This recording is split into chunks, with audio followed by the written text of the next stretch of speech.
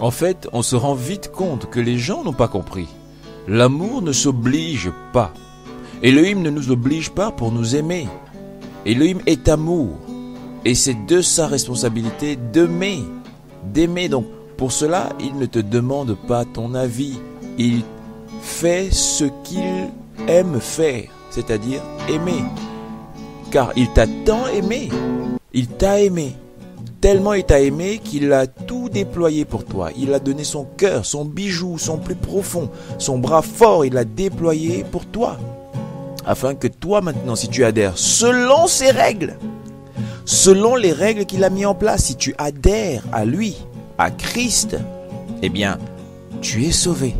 Et si tu n'adhères pas à Christ, bien évidemment, tu n'entres pas dans l'amour qu'il a déployé pour toi. Et si tu n'es pas dans l'amour qu'il a déployé pour toi, tu n'es pas dans sa protection, tu n'es pas dans sa conscience à lui, c'est bien évidemment que tu seras à l'extérieur de son amour, à l'extérieur de sa conscience, de sa vie. Tu seras donc dans la mort. C'est logique. C'est simple et logique. Et donc, si tu n'es pas dans la protection de Yahweh, Satan, il va s'occuper de toi. C'est normal qu'il s'occupe de toi et que tu sois rempli d'angoisse, rempli des problèmes, rempli des inquiétudes et des soucis dans tous les sens. C'est normal. Tu joues avec le refus de l'amour. C'est comme ça.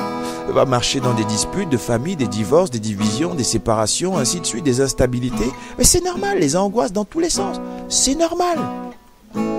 Quand tu en auras marre de ça, tu pourras sortir de la mort et entrer dans la vie. Ça veut dire adhérer à Christ, crier au Seigneur, aller dans ton lieu secret, chez toi à la maison, dans ton cœur, partout, peu importe, dans le bus, dans le car, peu importe à l'école, peu importe à l'université, au travail, peu importe où tu es, tu rentres en toi-même et tu demandes sincèrement, dans ton cœur, au Créateur, de te pardonner tes péchés.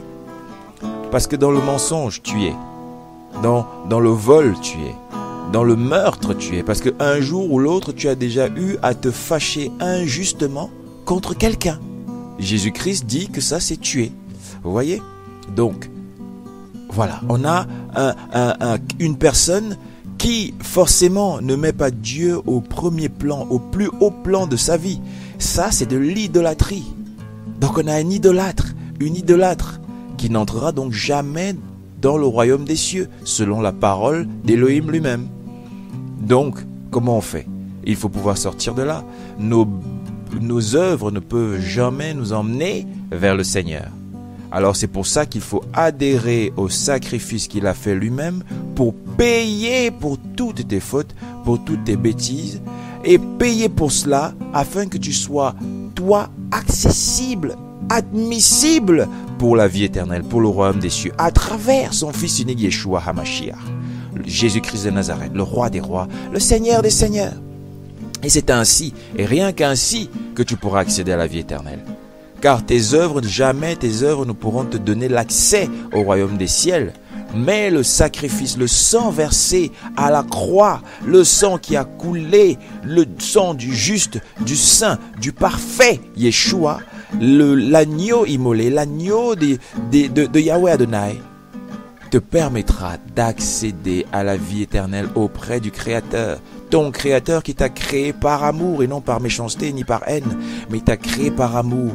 Et il est aujourd'hui prêt à te montrer son amour, à te démontrer son amour, à appliquer cet amour chez toi, comme il le dit dans sa parole. Et il ne t'oblige pas, c'est à toi de l'accepter ou de refuser. Si tu acceptes, tu rentres dans son amour.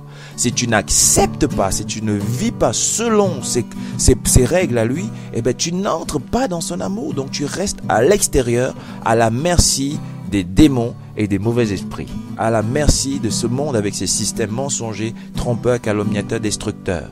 Et donc à la merci du méchant, rempli de mensonges et de duperies dans tous les sens. Et là, ça va être sa fête à lui, parce que lui, il est content, il se délecte, il te manipule, il te mange chaque jour, chaque nuit, dans ta couche, dans ton sommeil, tu es complètement dévoré par l'ennemi.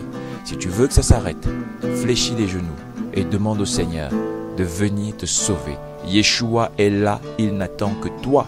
À toi d'ouvrir ton cœur et il viendra, car il est fidèle. Alléluia. Amen. Sois fortifié au nom de Yeshua HaMashiach, le roi des rois, le Seigneur des seigneurs, le seul par qui tu pourras accéder au royaume des ciels, à la vie. Alléluia. Amen.